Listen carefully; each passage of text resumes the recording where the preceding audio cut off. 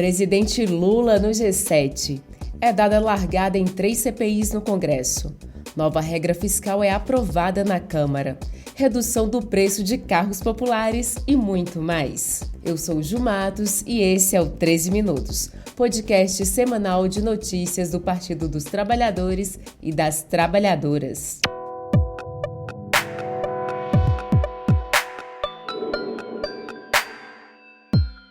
Sexta-feira, 26 de maio de 2023. Enfim, chegou o final de semana, companheiros e companheiras de luta. Eu estou usando um suéter de lã com quadrinhos pretos e marrons, calça e botas pretas de cano médio. Meus cabelos são castanhos e bem curtinhos.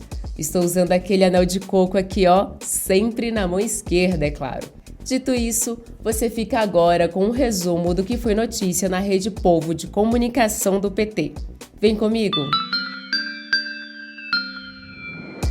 O único presidente brasileiro a participar de uma reunião do G7, Lula confirmou durante visita ao Japão neste final de semana que o Brasil está de volta à mesa de discussão sobre os temas mais importantes da geopolítica mundial. Ao fim da agenda em Hiroshima, no domingo, dia 21, Lula concedeu uma entrevista coletiva na qual ele fez um balanço do G7 e falou sobre o caso do jogador brasileiro do Real Madrid, Vini Júnior, que vem sendo vítima de ataques racistas na Espanha. Não é justo que um menino pobre, que venceu na vida, que está se transformando possivelmente num dos melhores jogadores do mundo, certamente do Real Madrid ele é o melhor, é ofendido em cada estádio que ele comparece. Eu penso que é importante que a FIFA, que a Liga Espanhola, que a Liga de outros países tome sérias providências, porque nós não podemos permitir que o fascismo tome conta e o racismo dentro do estádio de futebol.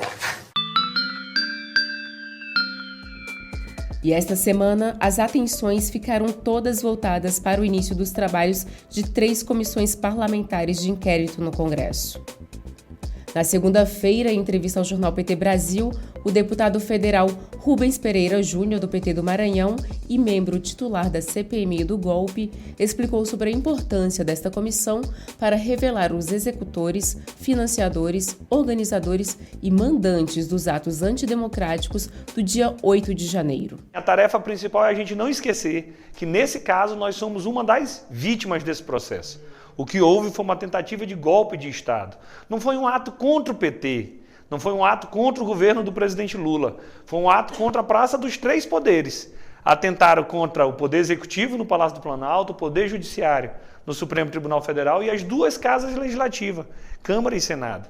Foi um ato que foi planejado, orquestrado, financiado e nós queremos investigar todas essas etapas. E se você quiser ficar por dentro de tudo o que acontece na CPMI do golpe, ter acesso a provas sobre a relação de Bolsonaro e seus aliados com os atos terroristas do 8 de janeiro, além de conhecer a verdade sobre as fake news que a extrema-direita certamente tentará espalhar ao longo dos trabalhos dessa comissão, acesse o site cpmidogolpe.pt.org.br. Já na terça-feira, a Câmara dos Deputados aprovou o texto base da nova regra fiscal. O placar foi de 372 votos a favor contra 108 votos.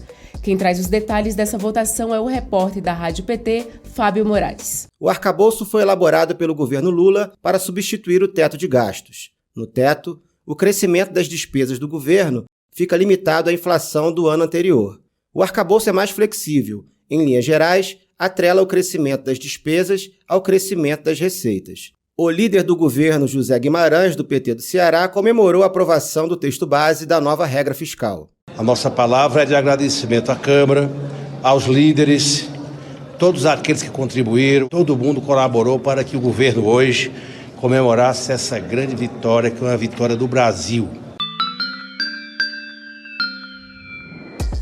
No último dia 24, o deputado federal Rubens Ottoni, do PT de Goiás, comentou sobre a Frente Parlamentar Mista de Logística e Infraestrutura do Congresso Nacional e sobre a sua posse como coordenador da Câmara Temática de Mobilidade Urbana. Ottoni explicou quais são os principais desafios para melhorar o deslocamento de pessoas e mercadorias nas cidades. O governo do presidente Lula é um governo que tem essa visão da importância da mobilidade urbana e nós queremos aproveitar desse espaço para estarmos presentes nas regiões, em todos os estados, recolhermos sugestões, recolhermos as experiências exitosas, trabalharmos a questão de um transporte que possa garantir o bom trânsito, possa diminuir a poluição, possa dar mais qualidade de vida para as pessoas, possa dar mais inclusão.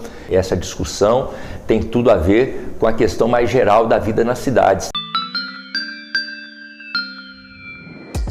E na quinta-feira, a deputada federal Ana Pimentel, do PT de Minas Gerais, falou sobre o fortalecimento do SUS e também sobre o lançamento do edital para o programa Mais Médicos. O programa Mais Médicos, que tem vários tipos de dimensões, tem a dimensão de provimento dos médicos nos vários espaços do país. A gente vai ter a recomposição das vagas que estavam ociosas há muitos anos. Serão quase 6 mil vagas para todo o país. Agora, as mulheres terão licença maternidade. E um terceiro ponto que eu queria destacar também é que os médicos que estiverem em lugares com maior situação de vulnerabilidade social, eles vão ter também um adicional, vão receber um recurso extra. E após indícios de armações envolvendo jogadores e apostadores em partidas da Série B do Campeonato Brasileiro e com a revelação de suspeitas sobre os 6 jogadores da Série A durante o Brasileirão de 2022, foi instalada uma comissão parlamentar de inquérito na Câmara para investigar as manipulações no futebol. Kiko Seleguin, deputado federal do PT de São Paulo e membro titular desta CPI, comentou sobre o início dos trabalhos na comissão esta semana. E a bancada do Partido dos Trabalhadores tem uma preocupação em, de fato, chegar nos corruptores, obviamente, né? Em quem, evidentemente, organizou esse esquema de fraudar o resultado dos jogos. Essa não é uma coisa regulamentada pelo Estado brasileiro, os jogos, as apostas, enfim. O governo já disse algumas vezes que tem a pretensão de fazer isso, obviamente que o governo também tem a pretensão de organizar isso no ponto de vista fiscal, de arrecadação, mas é preciso a gente compreender o quanto isso pode influenciar no resultado do jogo. E a Petrobras anunciou na semana passada a diminuição do preço dos combustíveis. Mas apesar disso, consumidores de diversas partes do país reclamaram que as reduções dos valores não foram repassadas. E em alguns casos, o preço até subiu, para em seguida voltar ao patamar anterior, como forma de fraudar o abatimento. O editor do portal de notícias do PT, Fernando Brasil, falou do canal criado pelo governo Lula para que a população denuncie os postos de combustíveis que pratiquem valores abusivos. Vamos conferir. O canal propriamente dito foi inaugurado nessa semana, na segunda-feira, pela Secretaria Nacional do Consumidor, a Senacom, que é vinculada à pasta da Justiça. A Secretaria firmou parceria aí com órgãos de defesa dos consumidores de todo o país para fazer valer, né, o Código de Defesa do Consumidor e também coibir práticas abusivas na venda dos combustíveis. E na quinta-feira, dia 25, foi comemorado o Dia da Indústria. Em evento na Fiesp, o presidente Lula aproveitou para anunciar medidas para baratear o preço dos carros populares. E nós sabemos que 60% dos carros vendidos no ano passado foram vendidos à vista, porque não tem política de crédito para financiar. E a classe média baixa não está comprando mais carro, porque um carro popular de R$90 mil não é mais popular, já é um carro de classe média. Então, é esse país que nós temos que consertar. Já a Comissão Parlamentar de Inquérito do Movimento dos Trabalhadores Rurais Sem Terra teve a sua primeira sessão na terça-feira, dia 30. Proposta pela bancada ruralista, com a justificativa de apurar alegadas irregularidades na luta pela reforma agrária, a comissão se confirmou como uma farsa montada para perseguir o MST e outros movimentos populares. O perfil dos parlamentares indicados pela oposição deixa claro seus verdadeiros interesses: A começar pelo relator da comissão, que é o deputado federal Ricardo Salles, ex-ministro de Bolsonaro investigado por suspeita de contrabando de madeiras. E o tenente-coronel Zuco, eleito presidente da CPI do MST, foi apontado pela Polícia Civil e pela Brigada Militar do Rio Grande do Sul como um dos organizadores dos atos antidemocráticos contra o resultado das eleições de 2022. O deputado federal pelo PT de São Paulo e membro titular dessa comissão, Nilton Tato, denunciou a real motivação por trás da instalação dessa CPI em entrevista ao jornal PT Brasil desta sexta-feira. Esta CPI do MST é uma CPI para criminalizar os movimentos que lutam pela reforma agrária, portanto é uma CPI para combater a reforma agrária e, nesse sentido, combater o governo do presidente Lula, porque o presidente Lula tem o compromisso de retomar a reforma agrária, retomar as políticas de apoio à agricultura familiar, retomar a demarcação de terras indígenas, territórios quilombolas, de discutir também o próprio modelo da agricultura. E eu queria agradecer a todas as mensagens enviadas elogiando o nosso novo cenário. Eu fico muito feliz que vocês tenham gostado. E sigam nos enviando sugestões, comentários ou até mesmo reclamações pra gente, é claro, continuar a seguir aqui melhorando. E eu me despeço de vocês desejando um ótimo final de semana a todas, todos e todes. E deixo vocês agora com um trecho do primeiro episódio da série A Cara do Golpe, que vai contar o passo a passo e os personagens envolvidos nos ataques antidemocráticos do dia 8 de janeiro.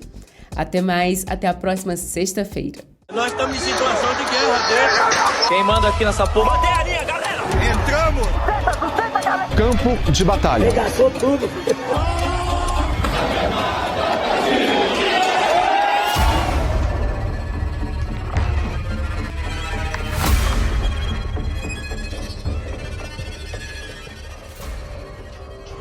Alguns caminhoneiros chegaram na tarde de ontem. Por não aceitarem o resultado das urnas, Bolsonaro e seus apoiadores começam a tramar um plano para fraudar o resultado final da eleição presidencial no Brasil. Hoje é um dia histórico, senador.